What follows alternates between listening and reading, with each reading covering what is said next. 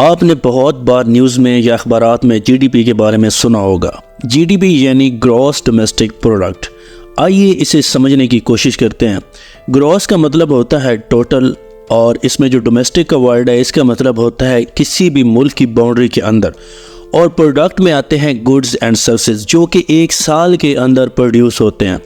GDP की सादा अल्फाज में वजाहत करें तो इसका मतलब होगा एक फाइनेंशियल ईयर के दौरान किसी मुल्क की हदूद में पैदा होने वाली तमाम गुड्स एंड सर्विसेज की टोटल वैल्यू। इसमें वो चीज़ें शामिल नहीं होगी जो इस कंट्री का बाशिंदा बैरून मुल्क जाकर बेचता या कमाता है। मसलन अगर पाकिस्तान की कोई कंपनी अमेरिका जाकर एक प्लांट लगाती है तो इससे हासिल होने वाली आमदन पाकिस्तान की जीडीपी में शामिल नहीं की जाएगी बल्कि अमेरिका की जीडीपी में काउंट होगी। जीडीपी किसी भी मुल्क की इकोनॉमिक प्रोग्रेस को मेजर करने का एक ऑथेंटिक सोर्स माना जाता है, जिससे ये पता चलता है कि एक साल के अंदर मुल्क की इकोनॉमिक कंडीशन किस तरफ जा रही है। आइए अब ये समझने की कोशिश करते हैं कि जीडीपी कैलकुलेट कैसे की जाती है। देखिए, पैसा कमाने के लिए किसी भी मुल्क के अंदर दो तरीके होते हैं। या तो आप कुछ प्रोड्यूस करते हैं, जैसे कुछ कंपनीज कार प्रोड्यूस करती हैं, मोबाइल्स, टॉयज़ या इलेक्ट्रॉनिक गैजेट्स वगैरह।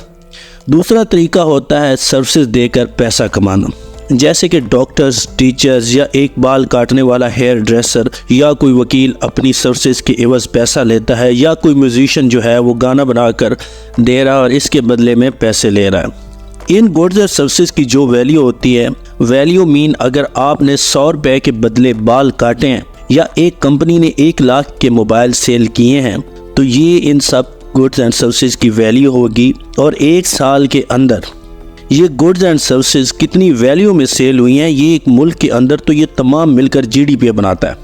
किसी भी कंट्री की जीडीपी को समझने के लिए हम एक शॉपिंग मॉल की एग्जांपल लेते हैं। शॉपिंग मॉल्स में मुख्तलिफ किस्म की शॉप्स होती हैं जिनमें कुछ गुड्स सेल करती हैं, जैसे कि आइसक्रीम बार, कपड़े की शॉप्स या कॉस्मेटिक्स शॉप्स वगैरह, और कुछ ऐसी शॉप्स होती हैं जो सिर्फ सर्विसेज प्रोवाइड करती हैं, जैसे कि कोई मैकेनिक या मोबाइल रिपेयरिंग शॉप। अब इस शॉपिंग मॉल में एक साल के अंदर जितनी भी चीज़ें सेल होंगी या जो भी सर्विसेज दी जाएंगी, इनकी टोटल इनकम इस शॉपिंग मॉल की एक साल की कुल आमदन कंसिडर की जाएगी। इस तरह एक मुल्क के अंदर जितनी भी डिफरेंट टाइप्स की गुड्स एंड सर्विसेज दी जाएंगी, एक साल के अंदर जितनी भी इनसे आमदन होगी, इससे जीडीपी बोला जाता है।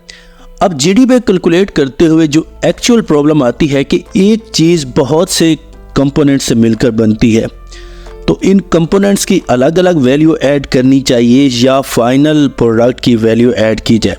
मसलन एक कंप्यूटर डिफरेंट हार्डवेयर से मिलकर बनता है, जिसमें जीपीयू, प्रोसेसर, मदरबोर्ड, कीबोर्ड वगैरह वगैरह। जीडीपी कैलकुलेट के टाइम पर किसी भी प्रोडक्ट की फाइनल वैल्यू ऐड होगी, ना कि इसके जो अंदर कंपोनेंट है उनकी अलग अलग वैल्यू होगी। ऐसा तो अगर किया जाएगा तो एक प्रोडक्ट की वैल्यू 2 बार ऐड होगी। इसीलिए जीडीपी कैलकुलेट करने के लिए किसी भी प्रोडक्ट की फाइनल वैल्यू, जिस पे वो अपने कंज्यूमर को सेल हो रहा है या फिर जो फाइनल यूज़र है उस प्रोडक्ट का, उसके पास पहुंच रहा है जिस कीमत पर, वो कीमत जीडीपी के अंदर कैलकुलेट की जाएगी। जीडीपी किसी भी मुल्क में रीढ़ की हड्डी मानी जाती है, और जीडीपी कैलकुलेट करना एक बहुत ही ट्रिकी काम होता है। इसलिए जितने भी इकोनॉमिक मेजर्स हैं उनमें जीडीपी को बहुत ज़्यादा वैल्यू दी जाती है, क्योंकि ये एक साल के अंदर किसी भी कंट्री के एक फाइनेंशियल ईयर की टोटल इकोनॉमिक आउटलुक होती है।